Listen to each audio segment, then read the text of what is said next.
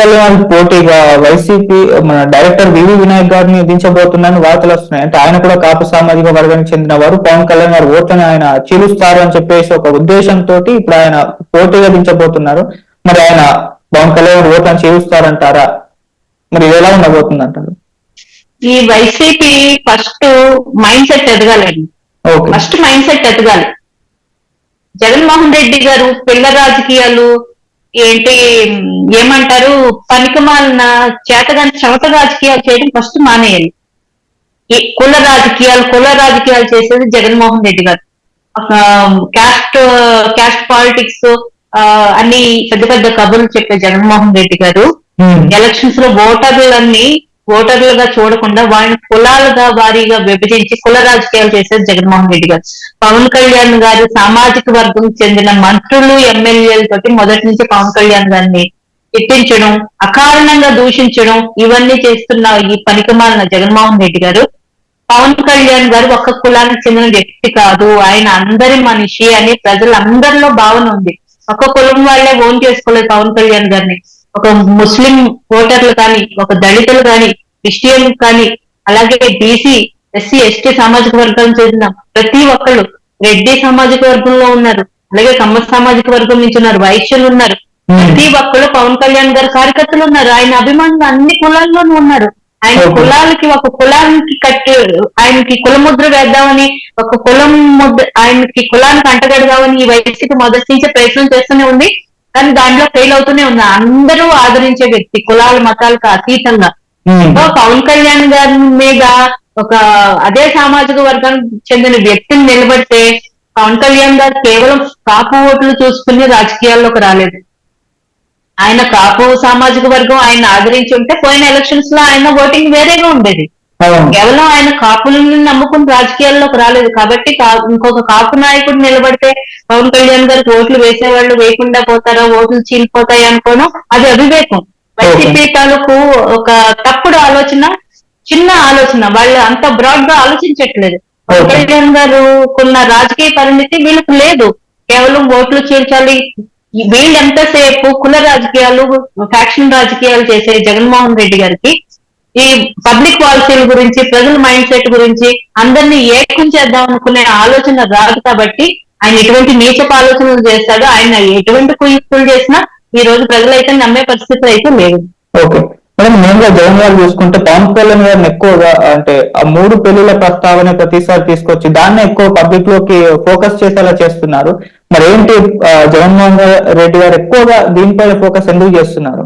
దీనిపై అభిప్రాయం ఏంటి అసలు? జగన్మోహన్ రెడ్డి గారు ఒక చేతగాని ముఖ్యమంత్రి, ఒక చవట ముఖ్యమంత్రి, ఒక చవట చేతగాని దద్దమ్మ.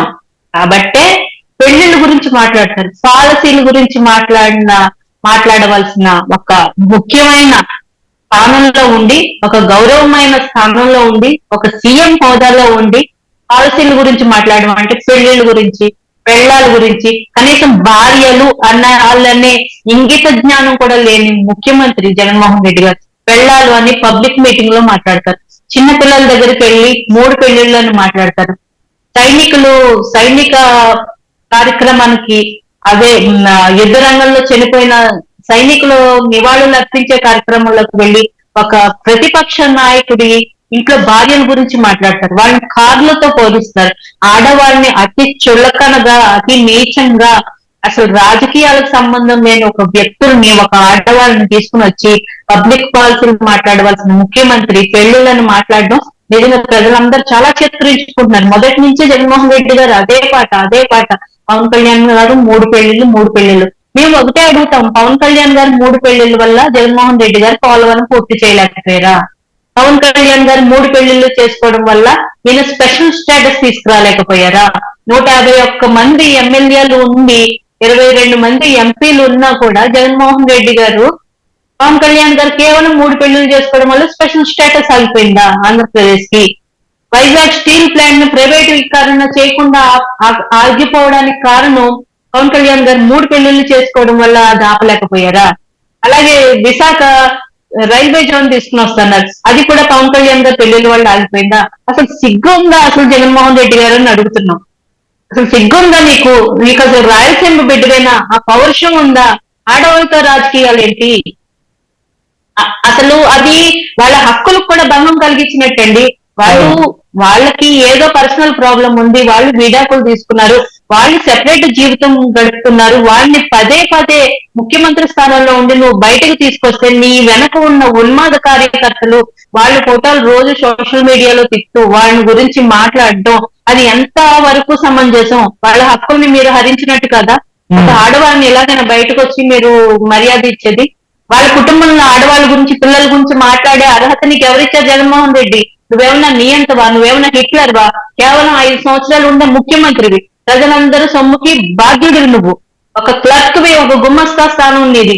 అంతేకాని నువ్వేమి ఈ దేశానికి రాజువు కాదు, మా అందరి మీద రాజువు కాదు, మమ్మల్ని అందరినీ పెంచి పోషించట్లేదు. మీ అందరూ కట్టే ప్రజలందరూ కట్టే ట్యాక్సులకి ఒక బాధ్యతాయుతమైన పదవిలో ఉండి నువ్వు అవి సక్రమంగా ప్రజలకు అందించాల్సిన ఒక స్థానం ఉన్నది నీకు అంతే. అంతేకాని ఎవరింట్లో వాళ్ళ గురించి మాట్లాడే అర్హత నీకు ఎవరిచ్చారు? ఇది హక్కుల చట్టం, హక్కులకి ఉల్లంఘన, వాళ్లకు ఉన్న రైట్స్ ని ఈయన ఉల్లంఘిస్తున్నట్టే. ఖచ్చితంగా ఆడవాళ్ళ గురించి మాట్లాడడం అనేది నీచమైన పని. ప్రతి ఒక్కరు కూడా పార్టీలకు అతీతంగా, అలాగే చంద్రబాబు నాయుడు గారి వైఫ్ గురించి కూడా అతి నీచంగా అసెంబ్లీ సాక్షిగా మాట్లాడిన పరిస్థితి. ఈ జగన్మోహన్ రెడ్డి గారు ఎప్పుడైతే ఈ ప్రభుత్వం అధికారంలోకి వచ్చిందో అప్పటి నుంచి రాజకీయాన్ని మరింత నీచంగా దిగజార్చేసి ఇంట్లో ఆడవాళ్ళ వరకు వెళ్లి అటు వాళ్ళ కార్యకర్తలతోటి రేప్ థ్రెట్స్ ఇస్తూ ఆడవాళ్ళకి ఎంత నీచంగా దిగజారిపోయిన రాజకీయాలు ఈ వైసీపీ ప్రభుత్వం వచ్చిన దగ్గర నుంచి జరుగుతున్నాయి. ఫైనల్ గా మీరు కాస్త ఏపీ రాజకీయాల పైన మీ ఒపీనియన్ ఏంటి? మరి టీడీపీ జనసేన దాదాపు ఎన్ని స్థానాల వరకు గెలవచ్చు, వైసీపీకి ఎన్ని వస్తాయంటారు? అదే చెప్తున్నాను కదండి, వైసీపీకి కేవలం పక్కనున్న 1 పోయి 15 స్థానాలే మిగులుతాయని నా గట్ ఫీలింగ్.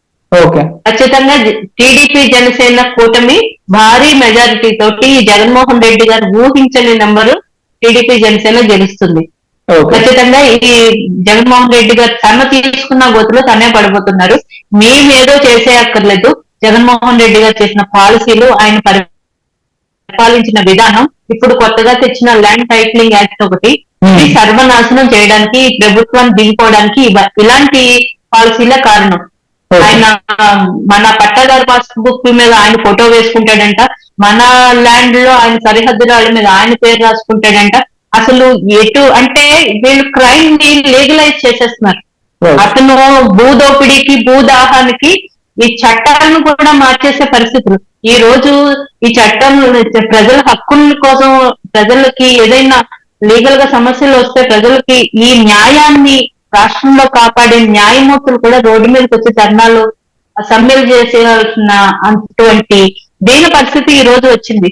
మళ్ళీ జగన్మోహన్ రెడ్డి గారి ప్రభుత్వం వస్తే చట్టాన్ని వీళ్ళు చేతుల్లో తీసుకుని వాళ్ళకి కావాల్సినట్టు చట్టాలు మార్చుకుంటారు. రాజారెడ్డి రాజ్యాంగం వస్తుందే తప్ప ఆంధ్రప్రదేశ్ లో ప్రజాస్వామ్యం అన్నది కూని అయిపోవడం ఖాయం. కాబట్టి ఈ ప్రభుత్వాన్ని ఖచ్చితంగా ప్రజలందరూ చాలా ఎంత మెజారిటీతో గెలిపించారో అంతే అధపాతాళానికి తొక్కేయడం మాత్రం ఖాయం.